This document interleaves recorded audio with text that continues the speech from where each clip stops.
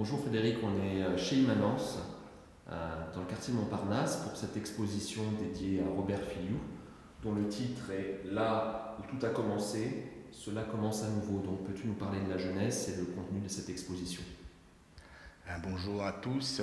Ici, c'est un lieu d'exposition, donc Immanence, qui a été fondé par deux artistes, Canel Tank et moi-même, Frédéric Vincent, et qui a ouvert le 25 janvier 2000. Donc c'est un lieu d'exposition, un centre d'art autogéré, où on expose beaucoup d'expositions d'artistes, l'exposition collective ou personnelle. Cette exposition est un peu particulière parce qu'au lieu d'exposer des artistes, pas seulement que des jeunes, des artistes de toute nationalité, de toute génération, là on est dans une exposition un peu muséale, ce qui ne fait pas forcément notre identité, mais on est dans un artiste ici qui est Robert Filliou et qui n'a pas eu d'exposition personnelle depuis maintenant 19 ans. Donc on s'y est attelé. Alors on va commencer la visite de l'exposition par exemple cette photographie de Robert Filliou au lycée d'Alès. Donc il est au milieu avec l'écharpe. On a à côté des photos aussi de famille avec, pour là nous avons Roger Tabanou, donc un de ses amis d'enfance, que l'on revoit ici avec sa femme et dans leurs bras Michel Tabanou. La dame qui est juste là s'appelle Louise, c'est la mère de Roger Tabanou, qui va être très importante pour Robert Filliou. Elle habitait à Alès, on va voir l'importance qu'elle avait. Et puis ici quelques photographies de Filliou en 1944. On est ici dans le volet de la jeunesse de Filliou. Filliou n'est absolument pas encore artiste à ce moment-là et surtout il n'y pense même pas. Il est résistant dans le maquis Birakem avec son ami Roger Tabanou. Je parlais de cette dame qui s'appelle Louise parce que nous avons ici des pièces extrêmement rares puisque c'est des pièces qui viennent de la famille. Ce sont des dessins d'enfance de Robert Filliou, comme ce projet de couverture de livre Le Corbeau et le Renard. C'est un dessin qu'on peut voir aussi, qui est recto verso. Derrière, il y a, alors c'est un exercice de morse. C'est pour ça qu'il y a son nom en fait là-haut. Et on leur faisait écouter un mot en morse et il fallait trouver lequel était le bon mot. C'était des exercices à l'école? Des exercices d'école, oui. Ici, un autre dessin. Donc le car qui allait de ville et de village en village dans les Cévennes. Ça, ce sont des dessins, donc ce ne sont pas des œuvres, ce sont des dessins d'enfants qui ont été faits au milieu des années 30, on va dire 35, 36, donc il a 8 ou 9 ans. Et par contre, une pièce ici qui est aussi extrêmement importante, c'est un carnet. C'est en fait un carnet de dessins d'enfants de Robert Filliou, noté par son instituteur de l'époque. Donc les pièces sont fragiles, on voit que l'instituteur notait en fait les dessins, les notes des dessins. On voit il a 9, 9,5, 10. C'est pas mal. Alors ce qui est drôle, c'est qu'on a pour ce dessin-là, où il y a une enveloppe, il faut reproduire l'enveloppe avec quelque chose à l'intérieur qui est... l'enveloppe, c'est quelque chose qu'on va beaucoup retrouver dans les publications Fluxus, c'est quelque chose qu'on va retrouver aussi chez Robert Filliou. On va voir des œuvres qui sont ici faites avec des enveloppes. Donc voilà, donc là on est typiquement dans un carnet de dessins et d'exercices faits par un enfant, mais donc on ne peut absolument pas présumer qu'il va devenir artiste, lui-même n'y pense pas. Mais nous-mêmes, a posteriori, on ne peut pas non plus ne pas y penser. On va voir, donc, par exemple, là, sur le disque qu'il a, on pourrait tout à fait imaginer ça en peinture. Voilà. Et le dernier que l'on met dans l'exposition, qui est en fait cette suite d'objets, maison, pot, crayon, cloche.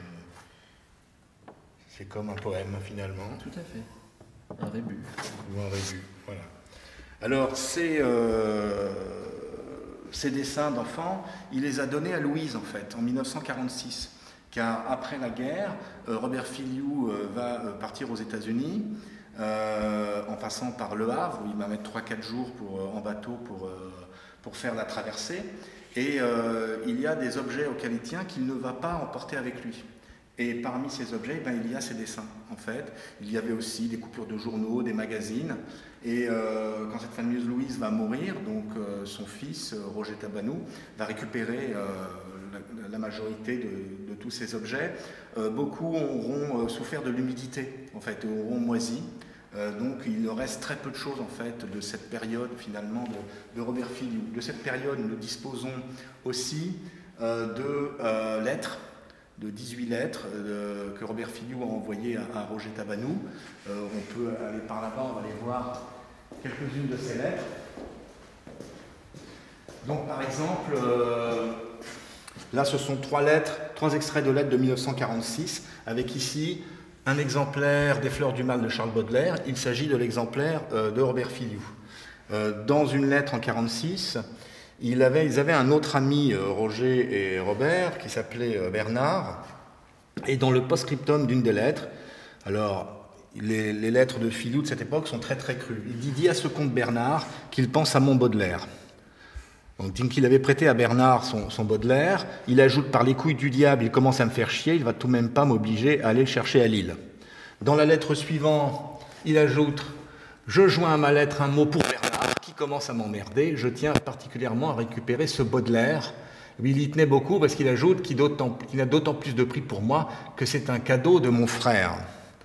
Et dans la lettre qui suit, ils disent sur échange, pourrais-je ravoir mon Baudelaire? Alors on sait qu'ils va le récupérer après, puisqu'ils n'en parlent plus, mais le livre est là. Alors évidemment, on l'a scruté page par page pour essayer de faire l'exégèse du livre, mais il n'y a aucune annotation de la part de Filiou dans le livre. Pas de morse non plus. Rien, pas de morse, pas de petits dessins, même pas une petite annotation. Par contre, le livre est assez intéressant parce que c'est une édition de 1925. On voit qu'il coûte 7,50 francs. C'est quand même une certaine somme quand même, pour l'époque. Et c'est un beau cadeau que lui avait fait son frère en fait. Et puis bon, dans ses lettres de Filiou à Roger Tabanou, il parle beaucoup de littérature. Il parle beaucoup de Bergson, de Villon, de Baudelaire, de Dostoïevski. On a eu un tout petit extrait de ces lettres dans le catalogue de l'exposition du Centre Georges Pompidou, celui avec la couverture en papier craft. Un petit extrait avait été inséré dans le catalogue. Donc voilà pour la période Filiou avant Filiou artiste et même avant Filiou poète. Parce que ce qui se passe après, les États-Unis, il y a le Filiou économiste, puisqu'il va à Los Angeles. Alors on va d'abord commencer, il arrive à New York en bateau, il reste quelques jours et il va traverser les États-Unis et descendre jusqu'à Los Angeles. Il va à l'UCLA passer des cours d'économie, il va donner des cours à des étudiants, on l'apprend dans les lettres d'ailleurs, et il va passer une thèse là-bas d'économie et il va intégrer, alors il a été 2 ans qu'à Coleman, ça c'est ce qui est le plus connu chez Robert Filiou, l'aspect qu'il y a aux États-Unis, mais il va surtout être l'assistant du comptable pour l'UNCRA, c'est-à-dire c'est le plan Marshall en Corée en fait. Ça, on est à quelle date à peu près? Là, on est dans les années 50. Moi, ce qu'on sait après il va en Corée. Il existe des photos en fait qu'on n'a pas mis dans l'exposition, qui ont été publiées par les Nations Unies, où on voit Robert Filiou en fait. Ils ont scanné en fait sur des sites, on peut les voir, et on voit Robert Filiou dans ses réunions. En costume, donc là il joue son rôle d'économiste en fait, il a un poste très très important finalement, et après on ne sait pas ce qui se passe parce qu'il va revenir en Europe en passant par l'Égypte. Nous c'est la dernière lettre de lui de cette période-là qui date de 1953, et après il retourne en France. Donc que se passe-t-il dans la tête de Robert Filiou pour qu'il abandonne cette carrière d'économiste où il est bien payé, où il est bien considéré, où il a pris une nouvelle nationalité, la nationalité américaine. Et là, on sent qu'il veut devenir, alors non pas artiste, mais plutôt écrivain ou homme de lettres ou homme de théâtre. Et nous avons ici un des témoignages de cette période-là. C'est le tapuscrit d'une de ses pièces de théâtre, C'est l'Ange, qu'il avait confié à Noël Arnaud, parlera de Noël Arnaud après, de l'importance de cet homme-là. Les pièces de théâtre de Robert Filiou étaient publiées dans la revue de Richard Thialance, qui est une revue en Belgique qui était faite en photocopie. Et dans ce petit mot qu'il adresse à Noël Arnaud, il met je pense que le jeu de l'homme mort, donc c'est le nom d'une pièce de théâtre, et c'est l'ange, donc c'est celle-ci, se prête davantage à la publication par une maison d'édition 100 ans. Alors là, ça veut dire qu'il a des prétentions plus littéraires et il voudrait que ça soit publié dans une vraie maison d'édition plutôt qu'un fanzine photocopié et qui est finalement lui donne assez peu de visibilité. On sait que les pièces de théâtre seront présentées à différents directeurs de théâtre, via Jean-Loup Philippe, parce qu'on va voir là tout d'un coup un autre aspect, c'est la même période, là 1963, donc on a l'affiche de Art du spectacle, donc avec Jean Tardieu, Art du langage, Jean Tardieu, Jean-Clarence Lambert est mis en scène par Jean-Loup Philippe. On a ici une photo de Robert Filiou au domaine poétique, avec à côté en rouge le carton d'invitation de la saison 62-63, donc ça correspond tout à fait à ces années. Ce qui est assez intéressant, c'est de voir aussi les personnes qui y participaient, parce qu'il y avait cette saison-là François Dufresne, Robert Filiou, Bernard Heitzig, Gerasim Lucas, mais il y avait Alain Jouffroy, Marcelin Plenet, qui plus tard intégra Tel Quel, il y a Sanguinetti, il y a Bason Brock, il y a Theodore Koenig, donc Emmett Williams, donc on a déjà finalement ici un panel assez représentatif et très hétéroclite de la poésie et du théâtre de l'époque. Nous avons mis ici un livre assez intéressant de Jean-Clarence Lambert, La Belle Noiseuse, qui sont des lettres poèmes qui fonctionnent comme des fiches en fait quand on les ouvre. Et à côté, le numéro de Fantomas avec la publication du poème de Robert Filiou, Père Lachaise numéro 1, un poème de 53 kilos. Ce qui nous amène à cette petite pièce qui est juste là, qui est celle-ci, qui est en fait un poème de 1 kg, car on voit c'est écrit Père Lachaise et c'est signé à côté Robert Filiou, donc c'est le poème Père Lachaise, mais il ne fait pas 53 kilos ici, mais 1 kg.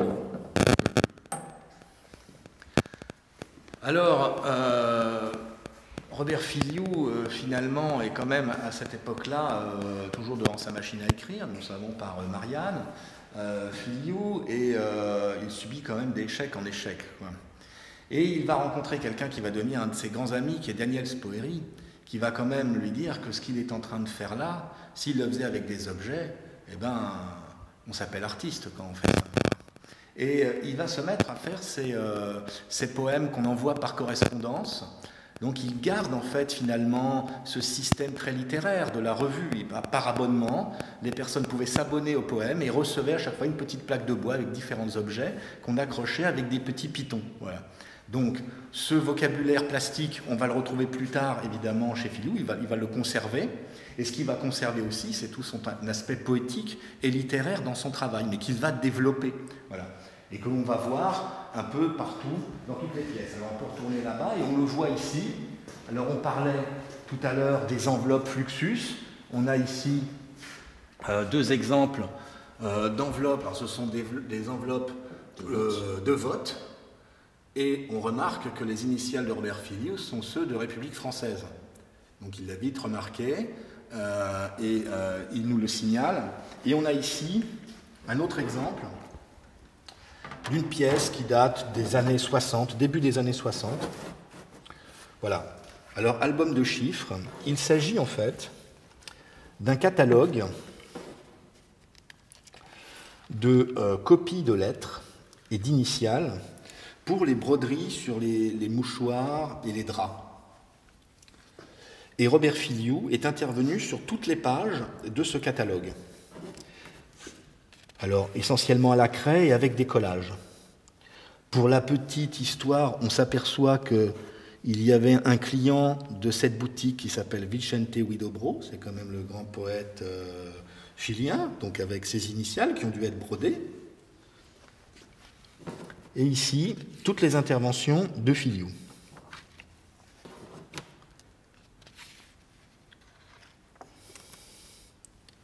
Alors il y a des interventions à la craie, il y a des collages, il va y avoir aussi par moments des collages de mots ou de bouts de phrases pris dans des revues, des cartes postales et des photographies venant d'Asie, Japon ou Corée. Il est allé au Japon également? Alors ça, on ne sait pas, mais on peut l'imaginer en fait. Parce que Michel, effectivement, Jérôme disait qu'après la Corée, il serait passé au Japon. Il serait passé au Japon. Et puis, ce qui aurait pu influencer sa spiritualité. Oui, alors voilà, les petites enveloppes. Alors à l'intérieur, c'est assez fragile. À l'intérieur, il y a un petit... c'est juste un petit morceau de papier, juste avec un petit bout de craie, en fait. Petite intervention à la craie, il n'y a pas de mots particuliers.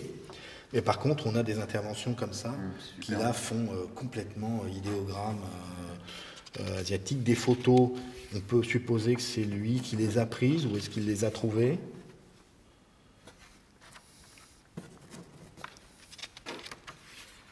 Et il y a une page qui est assez remarquable, mais alors laquelle est la plus remarquable de toutes, on ne sait pas. Alors les interventions aussi avec les ombres chinoises. Voilà, des petits morceaux ou poèmes complets tapés à la machine. Il y a quand même une progression en fait dans toute cette intervention. Et il y a cette page où tout d'un coup on tombe sur des initiales RF, les siennes. Donc il souligne en rouge, mais en plus, si on lit la page, c'est être RF, être Robert Filiou.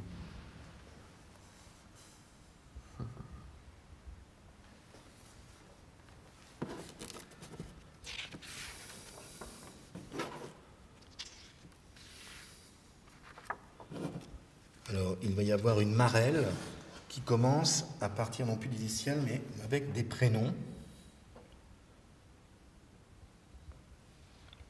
Et à côté...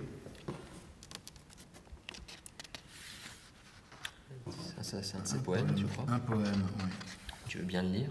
Alors, de peur de se retrouver sur les diguettes de la vie éternelle, ceux qui tirent sur tout ce qu'ils voient, ceux qui tirent surtout avant de voir, il a rayé 2 lignes, ceux qui aimeraient en avoir une de la couleur de leur burnous, ceux qui n'ont pas besoin de cravate pour cravater, ceux qui disent qu'on est commandé par des cons sans se douter qu'ils pourraient faire partie du haut commandement, ceux qui prennent des armes à l'ennemi, ceux qui feront des prises d'armes entre eux, ceux qui ouvrent la route et ont tout juste le droit de la fermer, ceux qui traquent. Ça, c'était des poèmes qui ont été reproduits par ailleurs dans des revues ou pas? Ouais, celle-ci, pas forcément, non.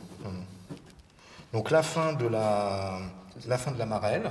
Tu veux bien lire aussi celui-ci? Ceux qui détraquant, ceux qui aftraquent ou aftraquant, ceux qui bétonnent, ceux qui déconnent, ceux qui biberonnent, ceux qui cambodgiennes, ceux qui vietnamiennes, ceux qui chinoises, ceux qui vénériennes, ceux qui pieusement de parachute pour la solde à l'air, ceux qui se contentent d'amour oscillaire et masculine, ceux qui sont depuis qu'on a inventé la cédille. Tiens donc. La cédille déjà.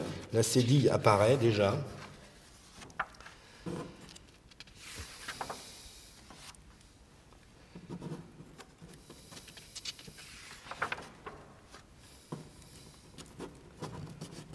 Ça date de quelle époque? 62 par là. Donc là, il est revenu en France. Donc là, il est revenu en France, oui. Voilà, et il a signé ici, donc ce qui veut dire qu'il considère finalement cette pièce vraiment comme une œuvre en tant que telle, quoi.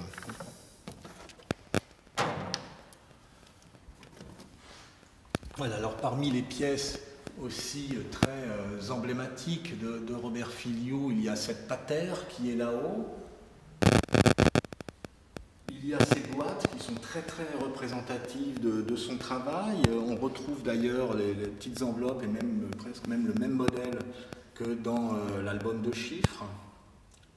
On retrouve aussi le découpage dans les journaux, et puis cette figure de profil que l'on retrouve assez souvent en fait dans cette période-là. Ouais, ça c'est...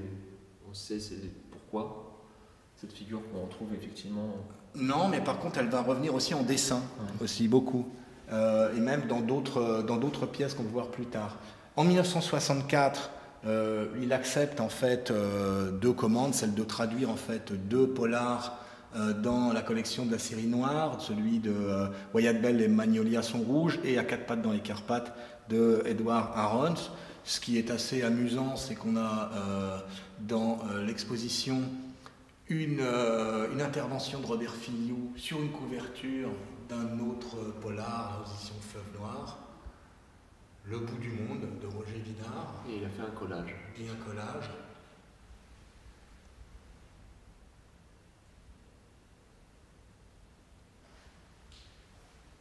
Autre pièce aussi complètement révélatrice de cette période-là, ce sont ces noix avec ces deux clous.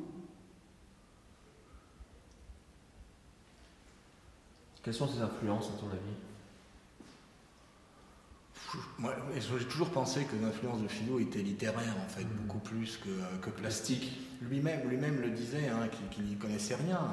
Il l'avouait même à Spoerry. C'est Spoerry qui lui ouvre le monde de l'art. Non seulement lui fait rencontrer énormément d'artistes, mais aussi l'ouvre au nouveau réalisme, l'ouvre Fluxus, l'ouvre à tout ça. Et Filiou va puiser là-dedans.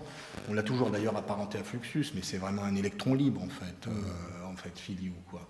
Autre pièce qui est aussi assez intéressante, c'est on retrouve ce profil dans cette intervention sur un livre de Novalis.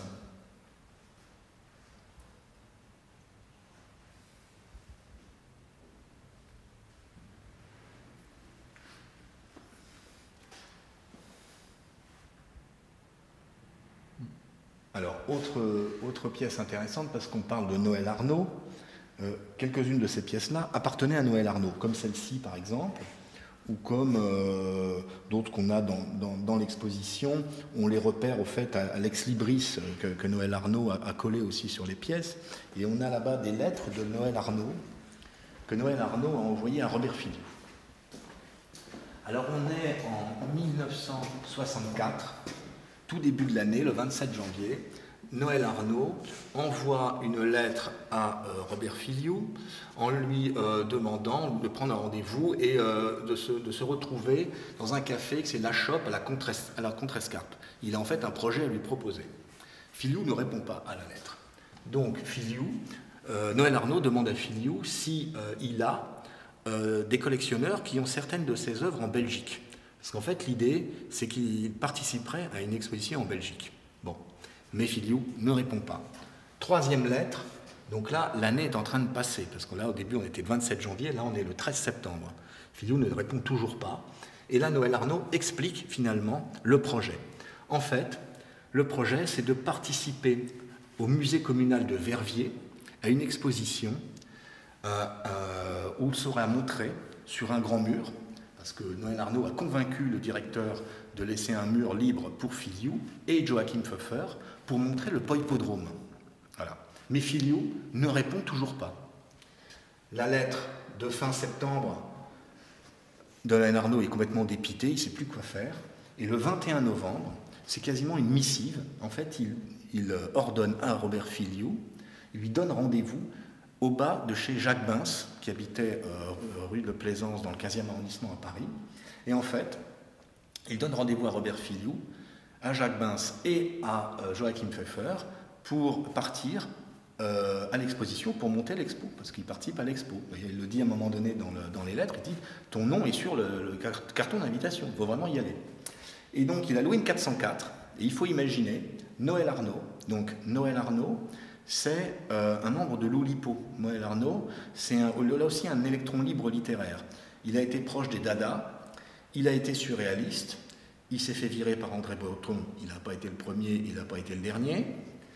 Il a été, pendant la guerre, il va quand même monter une revue dans laquelle participera Picasso et d'autres poètes et d'autres écrivains. Après la guerre, il va être proche de différents artistes, notamment de Asger Jorn et du mouvement Cobra. Il va se rapprocher de l'internat situationniste. Il va même présider 2 séances de l'IS. Il va se faire virer par Guy Debord, parce que Guy Debord sait qu'il est proche d'autres artistes. Et il va se rapprocher de certains artistes Fluxus, ou apparentés à Fluxus, comme Filiou.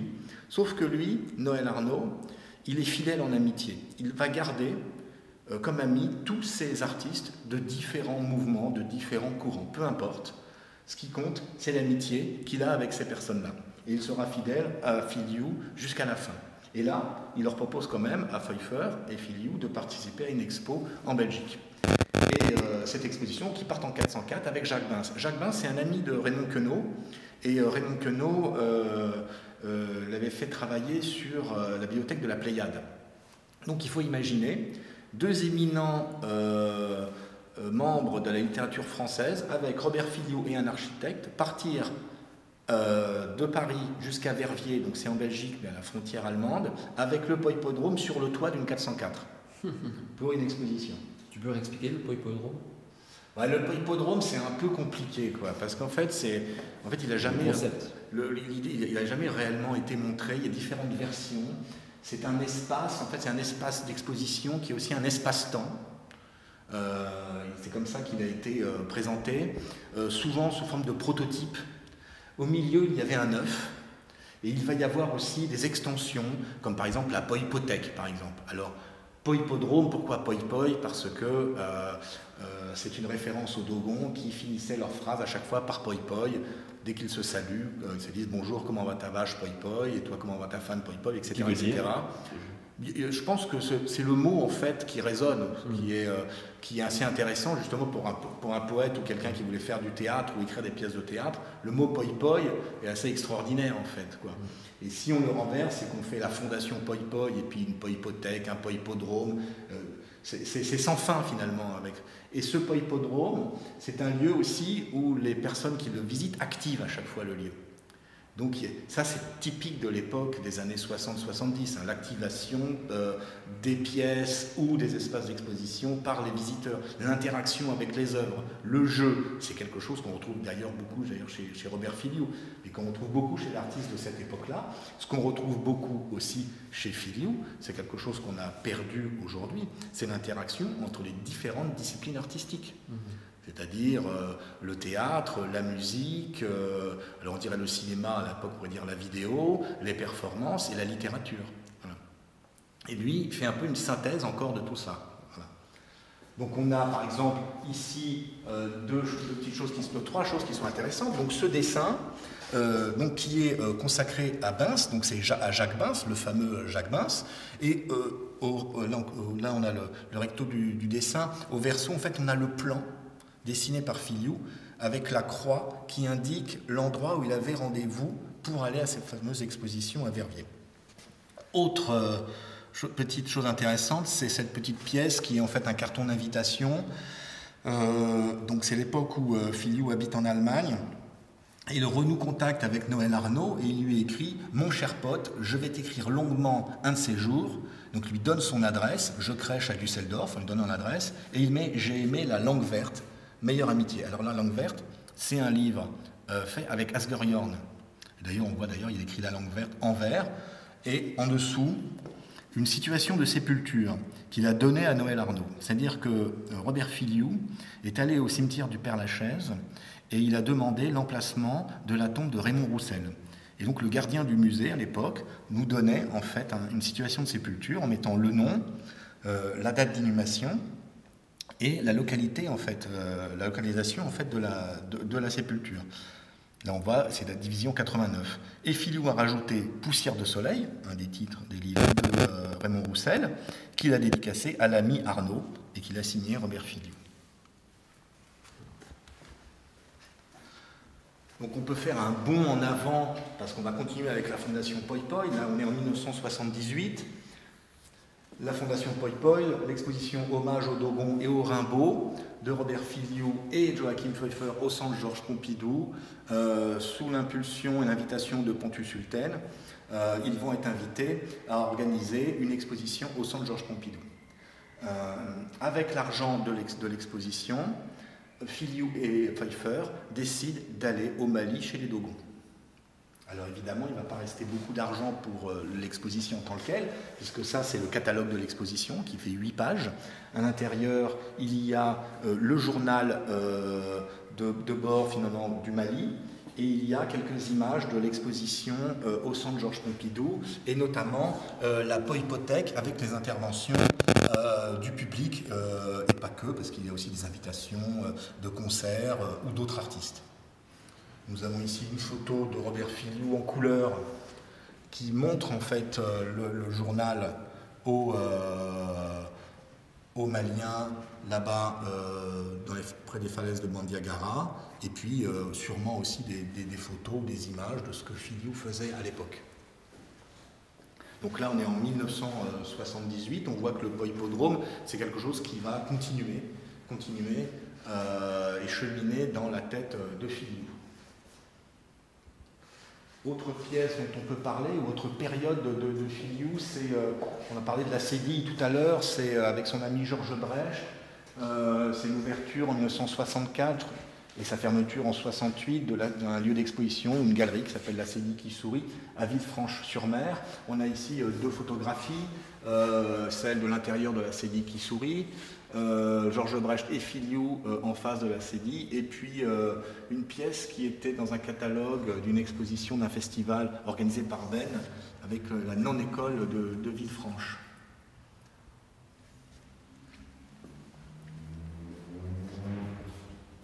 Et parmi les pièces que l'on peut voir aussi, parce que dans cette exposition, il n'y a pas que Robert Filiou. On a décidé de faire une exposition Robert Filiou, une exposition avec les amis de Robert Filiou, que sont Joseph Beuys, Massignas, Emmett Williams, Georges Brecht, Alison Knowles, Jacqueline de Jong, et aussi on présente aussi les amis des amis, c'est-à-dire des artistes vivants qui aujourd'hui perpétuent l'esprit de Robert Filiou. Alors, parmi les amis des amis, là c'est plutôt les amis de Robert Filiou, nous avons Ruth Wolf-Rehfeld et Robert Rehfeld. Alors, il faut expliquer qui sont ces deux artistes allemands qui habitaient à Berlin-Est. Et nous avons ici la diffusion d'un film Super 8 réalisé par Robert Rehfeld. Alors, Robert Rehfeld, c'est un artiste qui était la plaque tournante en RDA du Melart. Et ce qu'il faisait aussi, c'est qu'il documentait les expositions auxquelles il participait ou celles qu'il organisait. Et en 1975, Robert Filiou arrive à Berlin-Ouest parce qu'il va être en résidence au DAAD. Il vient en fait du Canada où il était en résidence à Western Front, où il a réalisé ces 5 fameuses vidéos, dont la fameuse vidéo And So On, dans laquelle il y a la fameuse phrase « L'art, c'est ce qui rend la vie plus intéressante que l'art ». Il arrive en 1975 au DAAD, évidemment ses amis en Allemagne sont au courant, et ils vont organiser dans une galerie, la galerie EP, qui est tenue par un galeriste qui s'appelle Jürgen Steinbraden, une exposition à Berlin-Est, en hommage à Robert Filiou. Et là, il s'agit en fait finalement du film Super 8 qu'a réalisé Robert Rehfeld à cette période. Alors il faut imaginer quand même la folie que c'est de réaliser ce genre de choses, quoi.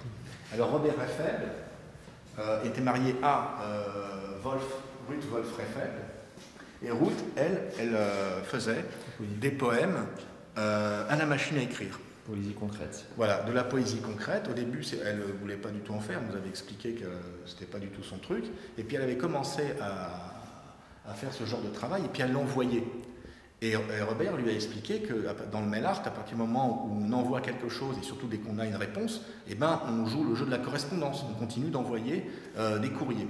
Et elle s'est prise au jeu, et elle a développé de manière très très personnelle et assez incroyable, une technique de dessin à la machine à écrire, qui sont à chaque fois des dessins très politiques, parce qu'elle a arrêté quand le mur de Berlin est tombé en 1989.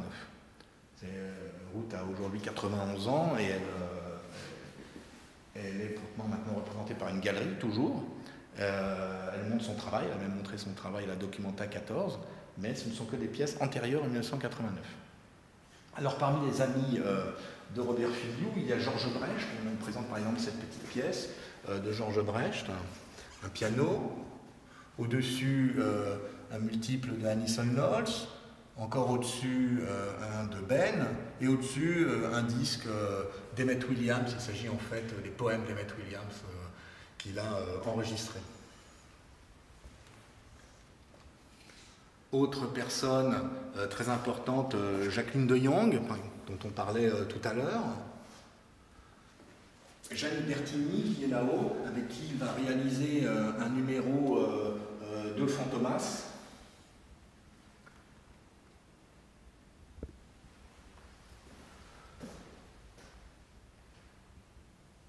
Ici, entre les deux, une photo de Robert Filiou avec Jacqueline de Jong chez Jean-Clarence Lambert. Des pièces de Canel Tank, donc une artiste qui vit aujourd'hui à Paris. Ce sont des photographies prises chez les Hopi et chez les Navarro. Canel Tank a été à un moment donné assistante de l'artiste Navarro Joben Jr. Une pièce de Stéphane Lecomte, aussi un jeune artiste. Une pièce de Michel Tabanou, donc le fils de Roger Tabanou, dont on parlait tout à l'heure, grand ami de Robert Filiou. Et Robert Filiou est le parrain de Michel Tabanou. Il en parle dans les lettres. Nous avons ici une pièce de Pierre Petit, qui nous a amené une œuvre faite sur des briques réfractaires. Il y a aussi un jeu de mots évidemment avec le fait d'être réfractaire. Des pièces de Cécile Ménard qui sont là, présentées au mur, avec là aussi des hommages à Robert Filiou. Deux pièces de l'artiste comme Mostahertz, avec au-dessus un multiple de Georges Massunias. Une pièce de Joseph Beuys, là aussi un ami important de Robert Filiou. Pour la petite histoire, cette pièce appartenait à Henri Chopin, donc on aime aussi ce genre de filiation. Et au-dessus une pièce de Stéphane Lecomte, dont on a vu un dessin tout à l'heure. Et là, un ensemble un peu hétérogène avec un multiple dans lequel il y a un disque de Dorothy Yannon. On a mis au-dessus, en fait, un texte de Dorothy Yannon qui est publié dans un catalogue d'une exposition en 1993 dans la galerie de Hundermarkt, et où Dorothy Yannon parle de Robert Filiou comme d'un frère. Daniel Spoerry, dont on ne peut absolument pas échapper, le grand ami artiste de Robert Filiou, avec l'invitation et le menu finalement pour le restaurant de la Galerie J, où les artistes étaient servis par les critiques d'art. Au-dessus, un brevet de garantie d'un tableau piège, mais vierge.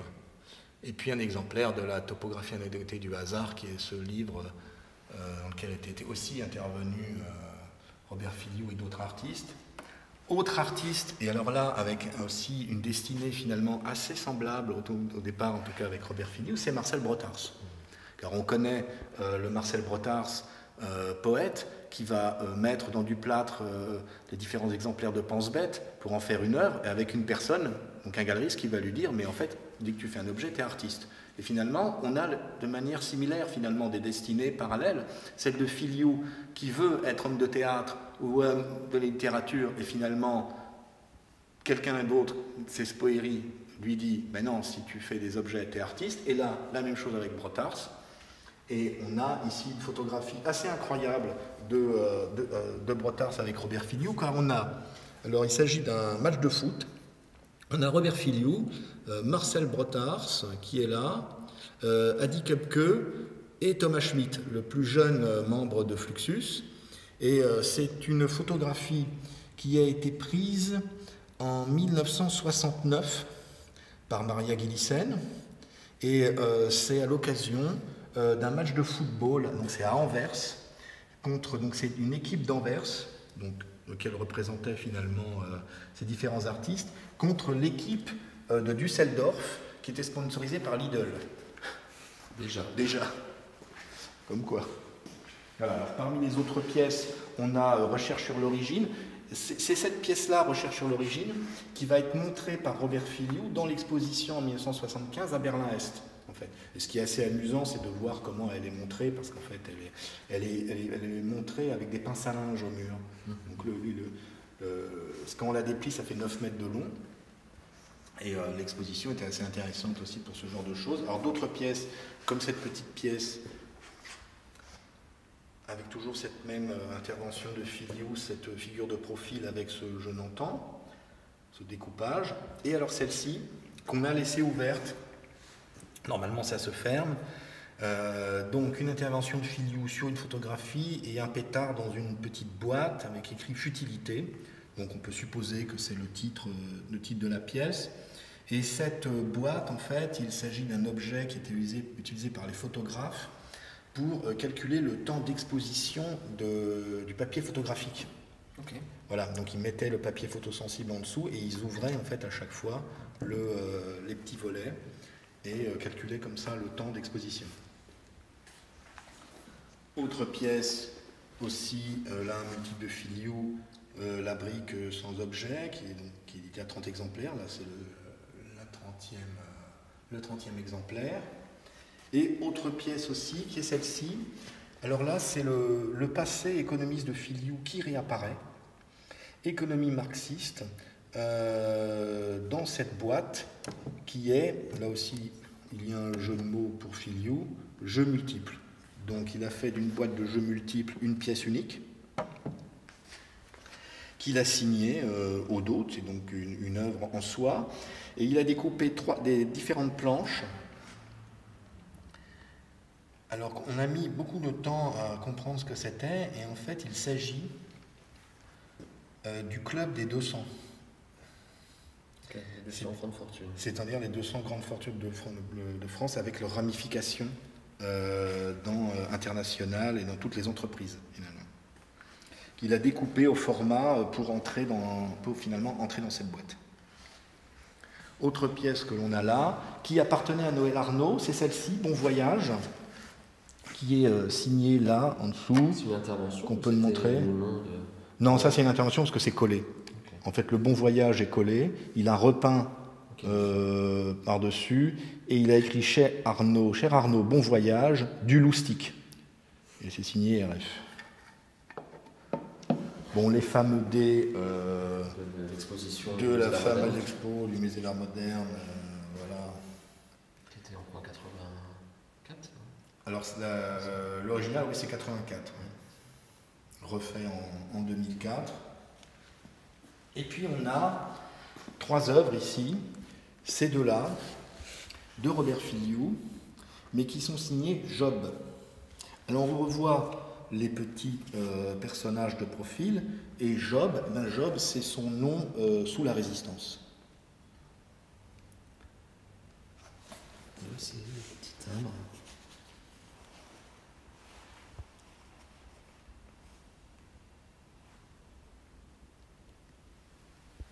Autre pièce très particulière et qui est là aussi chargée d'émotion parce que c'est une pièce commune avec Éric Dietmann. Donc il s'agit de la définition du mot nomade découpé dans le dictionnaire, collé sur ces morceaux de fil de fer qu'ils ont assemblés, qu'ils ont fait une sculpture, et les signatures sont sous la petite rondelle, juste en dessous. Nomade. Ignorant qui n'a point d'habitat.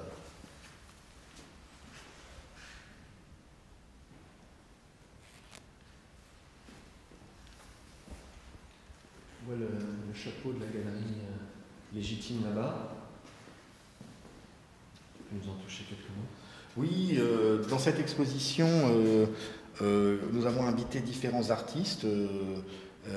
Et parmi les différents artistes, nous avons un artiste qui nous a finalement proposé, mais au tout dernier moment, cette galerie légitime. Il nous a dit qu'il avait repris l'idée de la galerie légitime de Robert Filiou. Donc la galerie légitime de Filiou, il y avait la Cédille qui sourit, il avait fait en 1962 des interventions au Festival des Misfits dans un chapeau. Ce chapeau est devenu 10 ans plus tard un multiple. Il avait en 1968 répondu à la commande de la revue Futura, et lui, au lieu de faire un numéro de revue, en fait, il a fait ce pliage de manière à pouvoir faire un chapeau. La galerie légitime qu'on pouvait se mettre sur la tête. Et là, cet artiste lui nous a amené en fait cette galerie. Donc il a repris le chapeau de Robert Filiou, et c'est une galerie portative, et tout le monde peut venir exposer sur cette galerie. Donc là, il a mis cette petite intervention, et toutes les semaines, on va changer finalement les œuvres dans cette galerie. Donc c'est une galerie dans une galerie. C'est la première fois qu'elle est activée, alors ça fait quelques années qu'il l'avait présentée.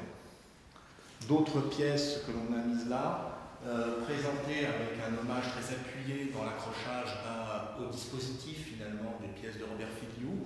Il s'agit des principaux livres d'artistes que Filiou a réalisés.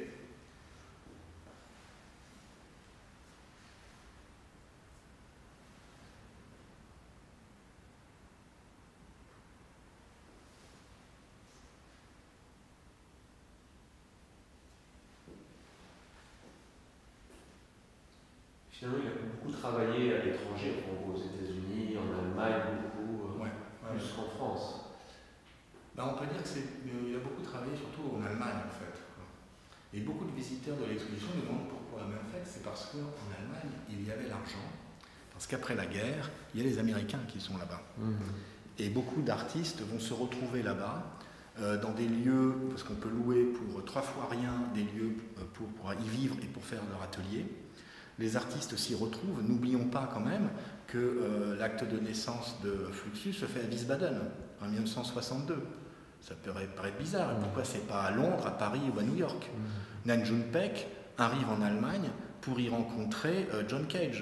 Donc ça veut dire que John Cage est en Allemagne. Il n'est pas à New York à cette époque-là. C'est pour ça, c'est comme ça que Filiou va rencontrer toutes ces personnes-là. C'est-à-dire quand il se marie avec Marianne, il va à Copenhague et là il rencontre Adi Köpke. Mais après, il va rencontrer en Allemagne Joseph Beuys, Emmett Williams, il le connaissait déjà en France, évidemment Spoeri. Donc tous ces artistes-là, il va les côtoyer. Et bien plus que les artistes, parce qu'il y a aussi les musiciens, il y a aussi les écrivains, ce qui fait que Filiou embrasse finalement à lui seul toute une époque, mais aussi tous les arts, quoi. Ça va de l'écriture à la performance, en passant même par la peinture, on peut dire, parce qu'il va rencontrer beaucoup d'artistes, même s'il n'en fait pas. Et c'est là où il est très très proche de Brotars. Et il va devenir un frère d'armes de Brotars. Les deux deviennent des frères d'armes. Et donc effectivement, oui, il est beaucoup intervenu en Allemagne. Et la photographie qui nous sert de fond pour ces pièces, c'est son atelier en Allemagne. On avait décidé de mettre en fait une photo d'un atelier de Robert Filiou parce qu'on a toujours cette idée du Robert Filiou qui est nomade et qui bricole. Et donc, ce serait quelqu'un qui n'aurait pas forcément besoin d'atelier, mais il a toujours eu des pièces pour travailler. Alors, son premier atelier, nous a dit Marianne Filiou il y a quelques années, c'était le jardin à Copenhague des parents au Danemark, des parents de Marianne. C'est là où il a commencé à fabriquer des objets, dans le jardin. Il y a eu le toit de l'appartement à Paris, au début des années 60, et puis après, il y a eu des pièces comme celle-ci. Et donc, effectivement, aujourd'hui, qu'est-ce que tu penses de l'héritage de Robert Filiou? On voit bien que des artistes, amis d'artistes de Filiou continuent dans une veine plus ou moins différente, ou en tout cas, il y a une certaine filiation. Qu'est-ce que tu penses aujourd'hui de l'apport de Filiou, qui est encore un peu connu, en tout cas du grand public? En fait, ce que je remarque, c'est à travers aussi les commentaires que me font les visiteurs, finalement, et notamment aussi les jeunes artistes. Ce qui se rend compte, déjà, c'est de la bouffée d'air qu'il y a dans ce travail, c'est-à-dire l'aspect, la poésie et la simplicité qu'il y a et l'évidence, parce que chaque pièce est évidence. Et aussi, le peu de moyens employés, parce que tous les artistes qui passent, ou tous les jeunes artistes, sont tous dans des aides à la production, dans des problèmes justement de production d'œuvres, des problèmes d'atelier, alors que là, Filiou, même s'il avait ces problèmes-là, on s'aperçoit qu'avec 3 bouts de bois, il peut faire quelque chose, quoi. Et c'est une des grandes leçons de Robert Filiou, quoi. C'est qu'on est artiste là où on est. Là, lui qui était nomade, là où il peut faire quelque chose. Il n'a pas besoin d'avoir des moyens absolument extraordinaires ou faramineux. Et c'est là où il prend lui-même, Filiou, le contre-pied de l'époque dans laquelle on est.